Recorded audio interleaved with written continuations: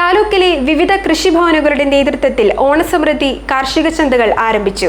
പച്ചക്കറികളും മറ്റ് വിവിധ ഉൽപ്പന്നങ്ങളും വിലക്കുറവിൽ ലഭ്യമാക്കിയാണ് കാർഷിക ചന്തകൾ തുറന്നിട്ടുള്ളത്.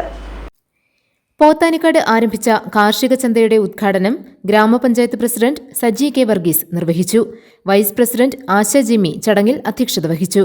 Sally Aib, Jinu Mathew, Fijina Makkar, Mary Thomas, Jose Varghese, Bisini Jijo, Suma Das, Tolly Elias, Dolly Saji, Wilson Illikkal, Sabu Madhavan, Bose Mathai, T M Suhara തുടങ്ങിയവർ പങ്കെടുത്തു.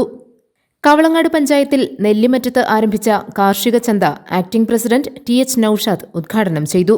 Standing committee chairman Shibu Padapparambath ചടങ്ങിൽ അധ്യക്ഷത വഹിച്ചു. ഓണത്തിന്റെ തലേ ദിവസം വരെ നീണ്ടു നിൽക്കുന്ന ഒരു ചന്തയാണ്. വളരെ കൃത്യമായിട്ട് എല്ലാ പച്ചക്കറി ഉൾപ്പെടെയുള്ള എല്ലാ സാധനങ്ങളും നമ്മൾ സമീകരിച്ചുകൊണ്ട് നമ്മളിവിടെ ചെയ്യുന്നു.